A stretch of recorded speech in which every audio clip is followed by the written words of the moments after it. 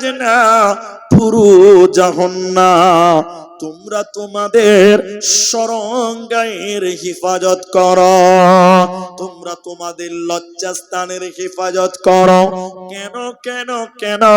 নবী বলেন দুই পায়ের মাঝখান লজ্জাস্থান, দুই ঠোঁটের মাঝখানের নাম জবান, এই দুটি জায়গার যে হেফাজত করতে পারে আল্লাহ নবী বলেন ওই লোকের জন্য জান্নাতের আমি নবী যেন ওয়াদা দিয়ে দিলাম।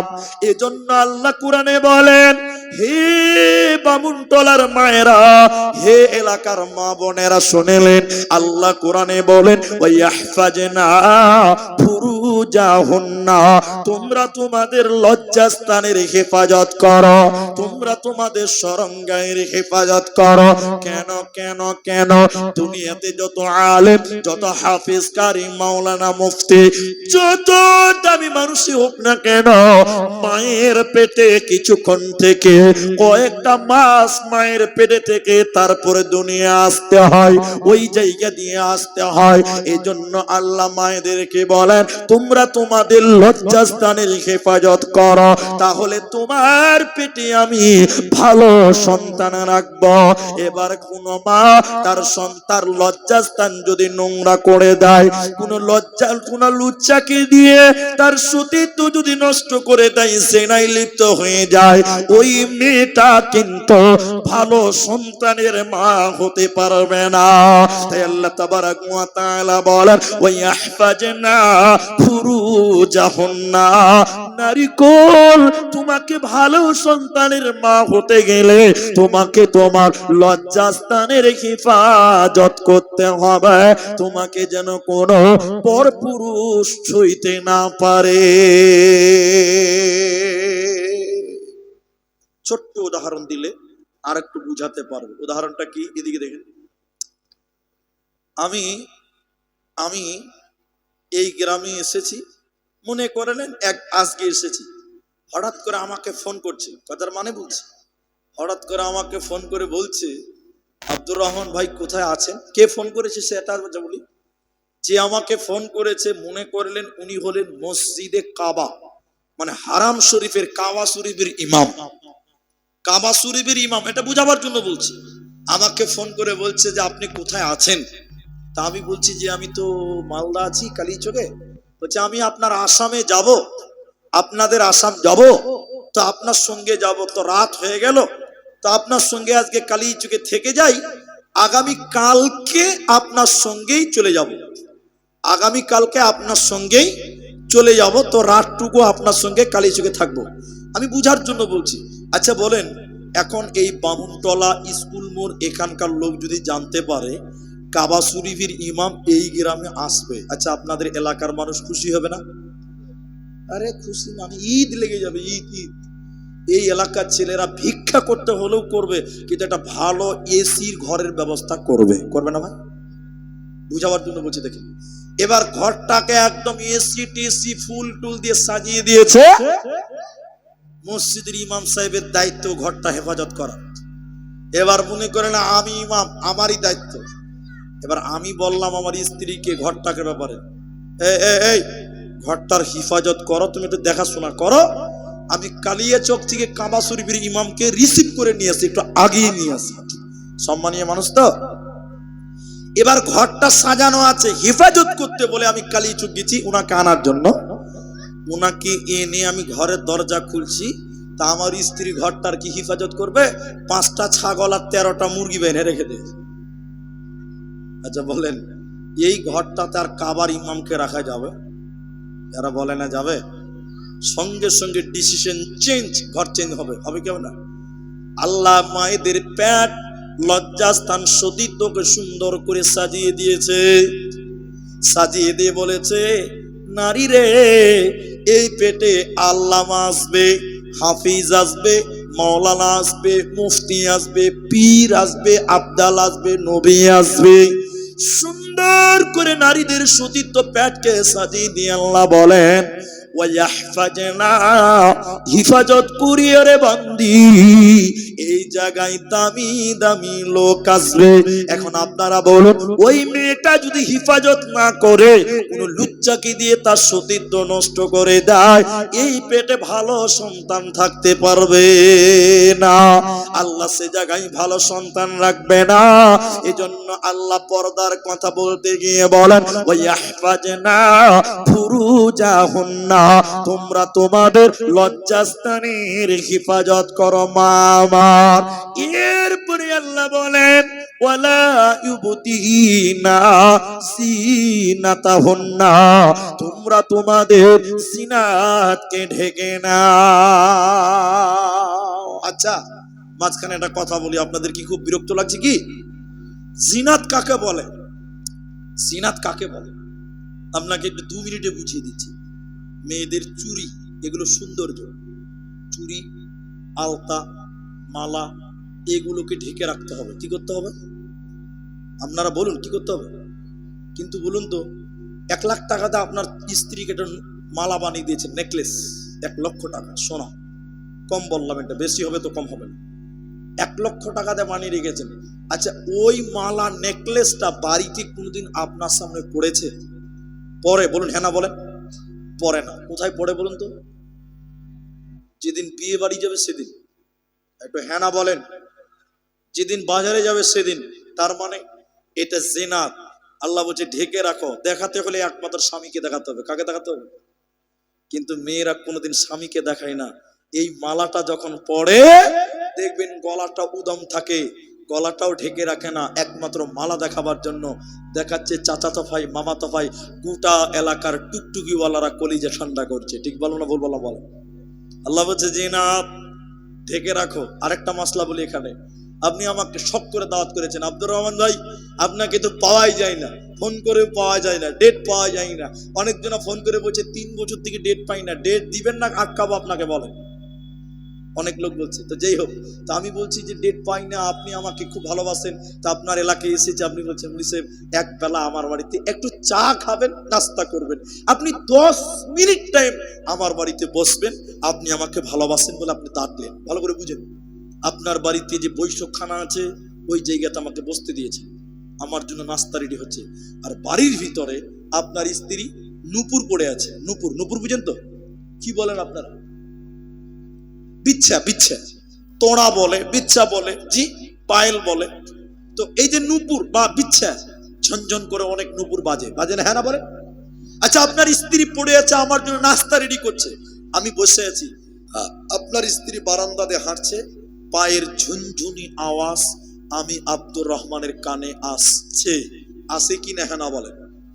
আচ্ছা, আমার কাছে, আমার কানে যদি আপনার স্ত্রীর পায়ের নুপুরের আওয়াজ, বিচ্ছার আওয়াজ, চুরির ঝনঝনির আওয়াজ আমার কানে পৌঁছাই, আমি একজন পুরুষ মানুষ, আমার অন্তরে অন্যরকম একটা ফিলিংস তৈরি হবে। হবে কি হবে না বলেন? যে বলছে হবে না, কালকে তাড়াতাড়ি ডাক্তার দেখান, আপনার সমস্যা আছে। জি, আপনার সমস্যা আছে। আপনার ভিতর অন্যরকম ফিলিংস তৈরি হবে। তাহলে মেয়েরা নুপুর পড়ুক, চুরি পড়ুক, যাই পড়ুক না কেন, শালীনতা বজায় রেখে ঢেকে ঢুকে এর আওয়াজ যেন কোনো পরপুরুষের কানে না পড়ে। জোরে বলুন। আচ্ছা, এরপরে আল্লাহ বলেন, খুমুরিহিন্না আলা দুয়ুবিহিন্না ওয়ালা ইউবদিনা সিনাতাহুন্না।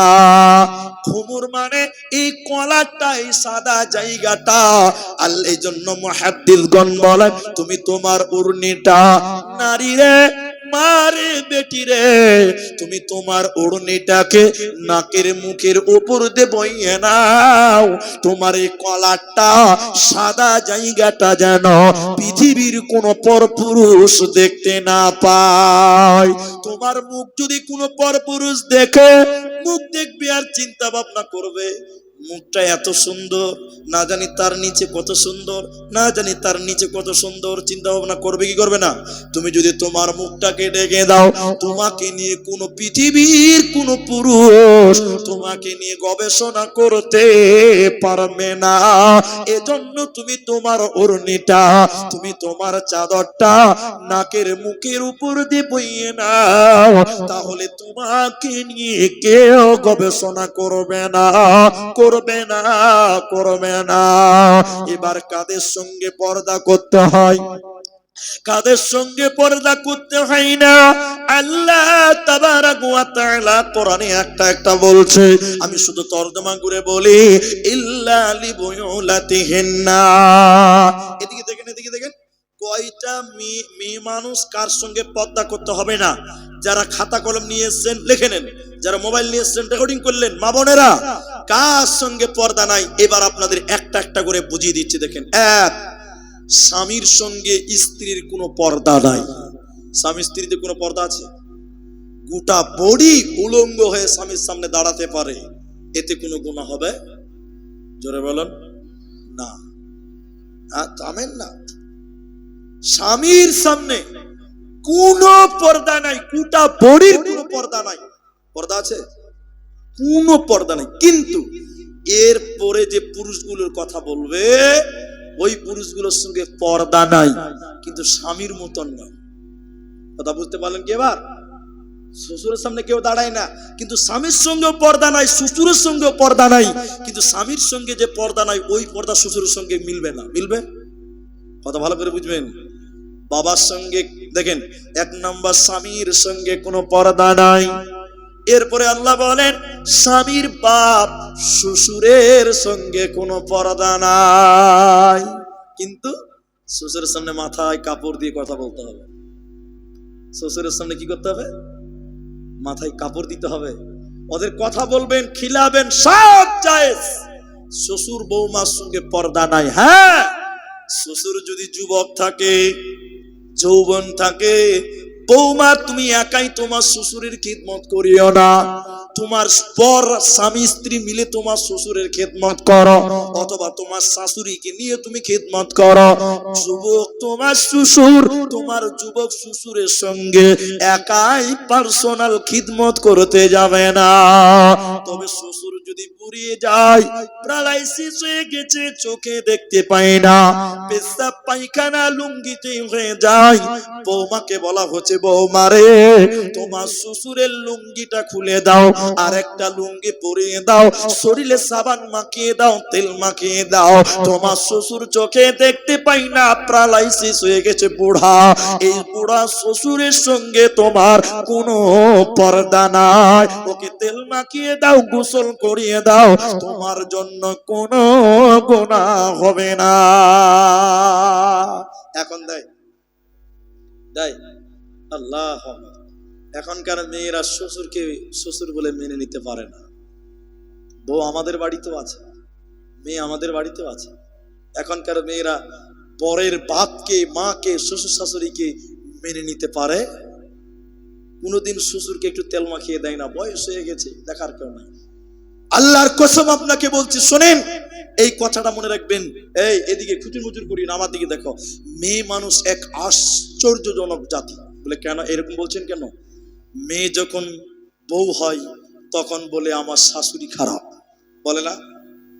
আবার ওই মেয়েটাই যখন শাশুড়ি হয় তখন বলে বউ। আমি ঠিক বললাম না? যখন বউ হয় তখন হয় শাশুড়ি খারাপ, যখন শাশুড়ি হয় তখন বলে বউ খারাপ। তাহলে ভালো কে বলে? খুব মুশকিল। তো শুনেন, লাইনটা কেটে যাচ্ছে। তাহলে শ্বশুরের সঙ্গে কোনো পর্দা। এরপরে শোনেন, নিজের বাপের সঙ্গে কোনো পর্দা নাই। বাপ বেটিতে পর্দা আছে, কিন্তু বেহায়ার মতন নয়। বাপের সামনে কথা বলবেন, বুকের উপরে ওড়না লাগবে, মাথায় কাপড় দিয়ে ভদ্রতার সঙ্গে বাপের সামনে দাঁড়াবেন। বাপের সঙ্গে এই স্বাভাবিক পর্দাটা রাখতে হবে, এই স্বাভাবিক ভদ্রতা রাখতে হবে। তাহলে বাপ বেটিতে কোনো পর্দা নেই। এরপরে বলা হচ্ছে নিজের সন্তানের সঙ্গে কোনো পর্দা নাই। মা বেটাতে কোনো পর্দা আছে? কোনো পর্দা নাই। এরপরে আল্লাহ বলেন স্বামীর বেটার সঙ্গে কোনো পর্দা নাই। নিজের বেটা স্বামীর বেটা পার্থক্য নাই? আছে। স্বামীর যদি আর একটা বিয়ে হয়ে থাকে, স্বামীর যদি আর একটা বিয়ে হয়ে থাকে, ওই ঘরের যদি কোনো সন্তান থাকে, ওটাও তোমার বেটা। ওকে চুমা দাও, ওকে তেল মালিশ করে দাও, ওকে স্কুলে দিয়ে এসো, ওকে কোলে কেটে করে মানুষ করো, তোমার জন্য কোনো গোনা হবে না। তাই নিজের বেটার সঙ্গে কোনো পর্দা নাই, স্বামীর বেটার সঙ্গে কোনো পর্দা নাই, নিজের ভাইয়ের সঙ্গে কোনো পর্দা নাই। আবু ইখওয়ানিহিন্না, নিজের ভাইয়ের সঙ্গে কোনো পর্দা নাই, ভাই বোনে কোনো পর্দা নাই। তবে ভাই বলতে নিজের মায়ের পেটের, একই মায়ের পেটের ঔরসের হতে হবে, একই বাপের হতে হবে। চাচাতো ভাই, মামাতো ভাই, খালাতো ভাই, ফুফাতো ভাই হইলে চলবে না, নিজের মায়ের বাপের একই ঔরসের হতে হবে। এই ভাই বোনের কোনো পর্দা না। তারপরে দাদার সঙ্গে কোনো পর্দা নাই। এগুলো আমি হাদিস থেকে আবার চলে যাচ্ছি। নানার সঙ্গে পর্দা নেই, নানার সঙ্গে কোনো পর্দা নেই। ভাতিজা, নিজের ভাতিজা, ভাতিজা বুঝেন তো, ভাস্তা, ভাইপো, মানে নিজের ভাইয়ের ছেলে ভাতিজা, ওর সঙ্গে কোনো পর্দা। তবে চাস্তো ভাইয়ের ছেলে হলে চলবে না। আরে চাস্তো ভাইয়ের সঙ্গেই তো পর্দা করতে হবে, চাস্তো ভাইয়ের সঙ্গেই তো পর্দা করতে হবে। তাহলে নিজের ভাই তার ছেলের সঙ্গে পর্দা নাই, আর নানার সঙ্গে পর্দা নাই। নানা মানে নিজের নানা, গ্রামের বুড়া লোকে নানা। এখনকার যুবতী বেটি ছেলেকে নানি, নানার সঙ্গে আর কি করছে, নানাতেই যত গন্ডগোল করছে, নানা বুঝে লিয়েছে গা। জি, তাহলে এ শুনেলেন। এরপরে বললেন আও নিসাইহিন্না, আল্লাহ বলেন মেয়েদের সঙ্গে মেয়েদের কোনো পর্দা নাই, মেয়েদের সঙ্গে মেয়েদের কোনো পর্দা করতে হবে না। শুনেলেন কিনা গোলামের সঙ্গে কোনো পর্দা নাই।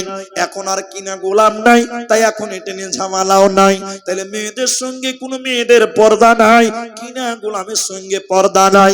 আর ওই ছেলেদের সঙ্গে পর্দা নাই যারা নারী কি জিনিস এখনো বুঝে না, মানে নাবালক বাচ্চা ছেলেদের সঙ্গে কোনো পর্দা নাই, হিজড়েদের সঙ্গে কোনো পর্দা নাই।